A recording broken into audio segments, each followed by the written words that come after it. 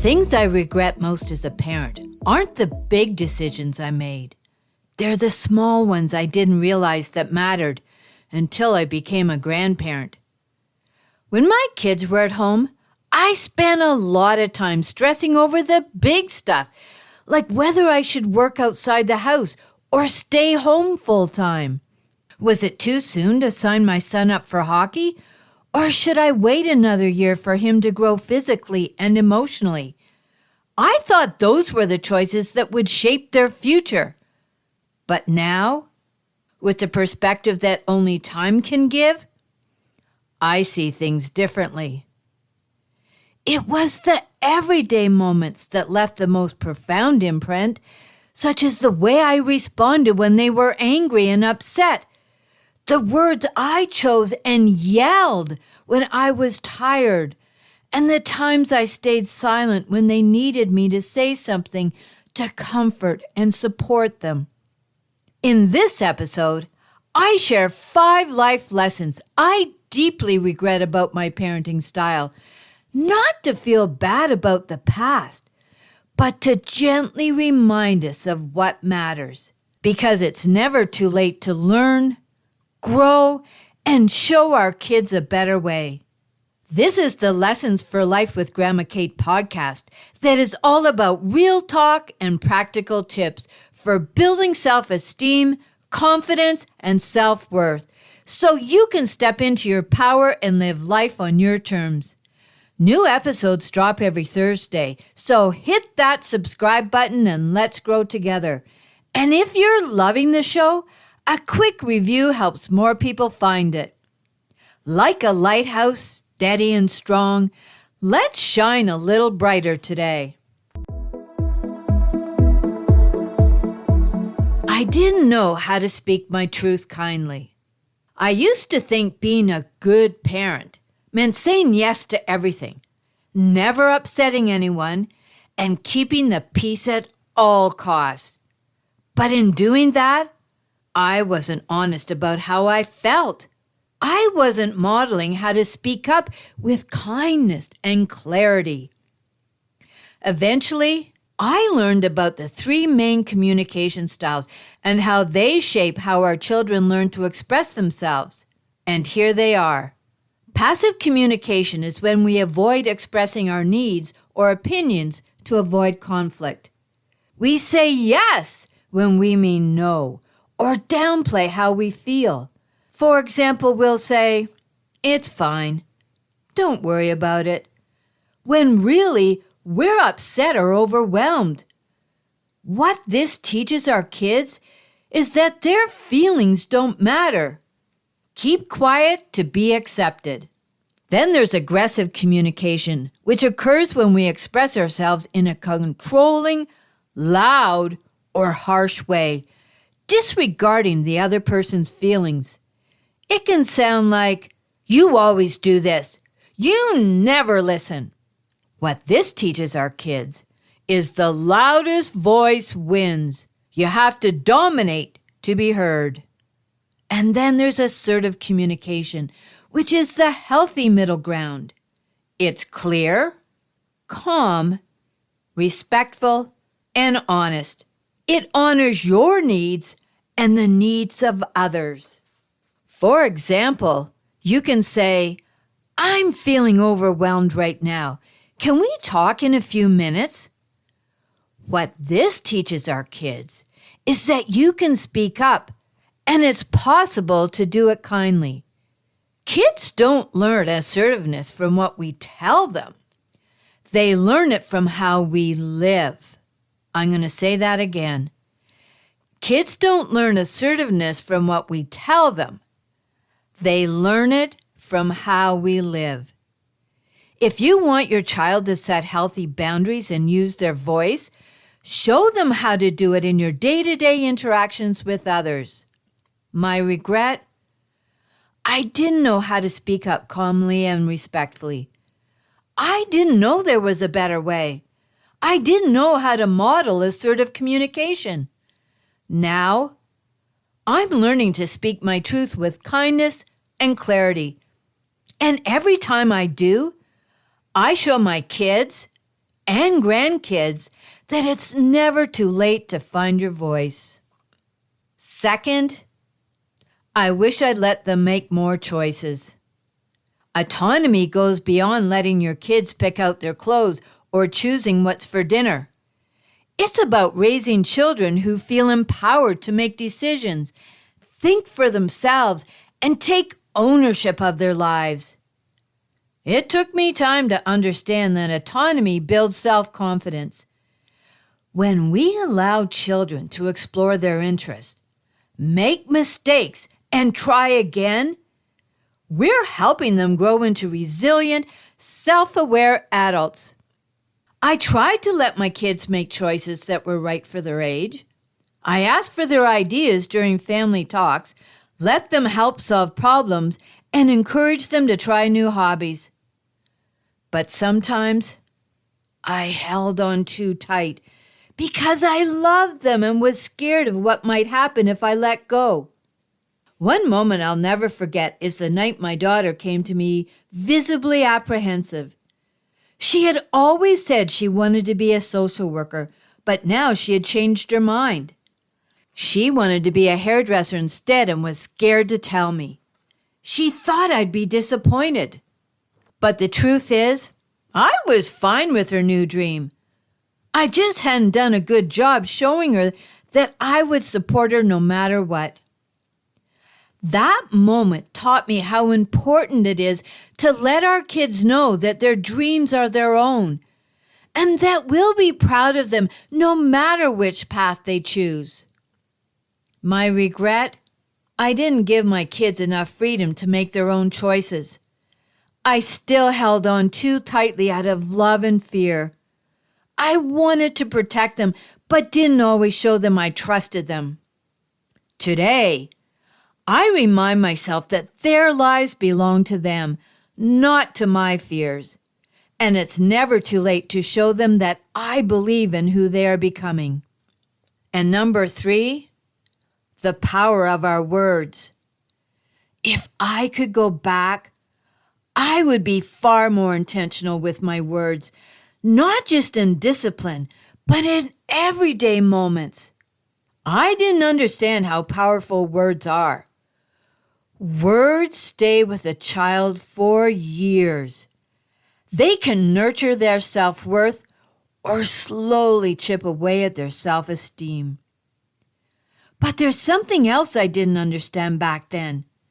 That some words I said made my children feel like their feelings weren't real or didn't matter.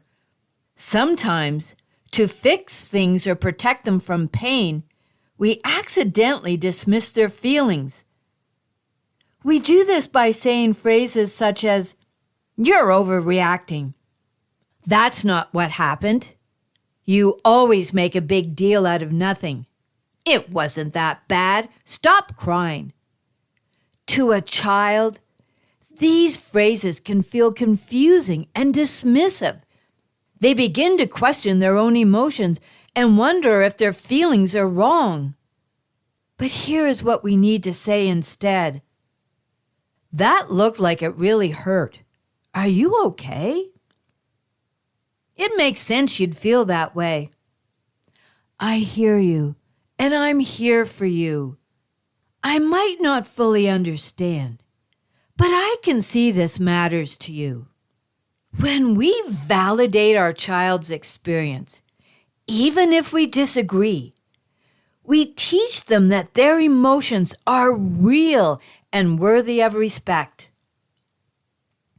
We also have the power to plant encouraging, grounding phrases in their heart, like "You matter," "I'm listening," "You can tell me anything," "You're doing your best, and I see it." My regret? I seldom thought about how my words would affect my kids years later. I spoke too quickly, tried to fix things too fast, and brushed off big feelings. I didn't mean to hurt, but I didn't always help. Today, I try to speak more gently, actively listen, and use words that build self-esteem and confidence. And number 4, I didn't realize I was parenting on autopilot. I thought I was doing things differently than my parents. But the truth, I was carrying a parenting blueprint I didn't even know I had, one passed down from generations before me. Generational parenting shows up in the smallest moments. The way we handle tears, the way we react to mistakes, the tone we use, the words we repeat, even the way we laugh. Our kids are always watching, not just what we say, but how we live. They see whether we rest or run ourselves ragged, whether we apologize or never admit we're wrong, whether we respect others or tear them down when they're not listening. And then they mirror it. But here's the good news. We can break cycles. We can keep the good and lovingly leave the rest. And here's how we can do it. Bring the unconscious to light. Notice what you're repeating. Learn new tools, like assertive communication, setting healthy boundaries, and handling disagreements. And give yourself grace. You're not just parenting a child, but reparenting yourself. My regret? I thought I was doing things differently. Now I know that just because something is familiar doesn't mean it's healthy. When we choose to grow, we change our story, and with it, our kids and grandkids. And my last regret? Compound interest. I wish I'd known how much the little things matter. Parenting is like compound interest. It's not about one big deposit. It's about small, consistent investments over time. I know this one sounds odd, but hear me out. It's every bedtime story, every moment you pause and listen, every time you say, "I'm proud of you." These tiny acts, they compound. They build trust, connection, and confidence. And just like in finances, missed deposits have a cost. Not every missed moment causes damage, but it adds up when we consistently skip the small things, such as the quick chats in the car that never happen because we are deep in our thoughts, the bedtime tuck-ins we stop doing because they're too old or we're too tired. Too many kids are putting themselves to bed night after night, feeling unseen. And if you ask them, they'll probably say, "It's all right." But let's be the bigger person. Let's show up because our kids are worth our time, even when they say they don't need to be tucked in. And here's something we don't talk about enough. Our kids notice when we're always on our phones. How can we ask them to get off their devices if we're glued to ours? Real connections happen when we put the screens down and look them in the eyes. The good news about compound interest is that it works the other way. Every small act of love, kindness, and presence grows into something powerful. Start small. Stay consistent. Your child doesn't need perfection. They need to feel seen, heard, and loved. My regret? I missed too many of the small moments that mattered. But those little moments weren't little at all. Now I see that every hug, every "I'm proud of you," every time I stop and really listen, it all adds up. Well, I can't go back. I can choose to show up now because perfection is not what our kids need. It's our presence, our time, our love. Parenting isn't about being perfect. It's about being present. It's about learning from the past and choosing to do something different now that we know better. These 5 regrets I've shared aren't about failure. They're opportunities to grow and do better for ourselves, our children, and our grandchildren. It's not the big choices that shape our kids the most. It's the little things we do every day. And if you've ever thought it's too late to change, please know it's not. Your child is still watching and still listening, even adult children. As long as you're here, you can show them something new, not just for them, but for the child inside you too. If no one has told you lately, everything is going to be okay. Tomorrow is a new day, and with it comes new hopes. If this message speaks to you, share it with someone who needs it too. I believe in you. There is always time to rewrite your family story, break free from patterns that no longer serve you, and create a home filled with love, understanding, and unwavering support. I'm here to guide you every step of the way. As I conclude this episode, I must state that this podcast is designed solely for educational and entertainment purposes. While I bring my experience as a parent and grandparent, it's essential that you know I am not a licensed therapist. This podcast is not a substitute for professional advice from a physician, professional coach, psychotherapist, or other qualified professional. Got it? Awesome. Until next time, what is one thing you are grateful for?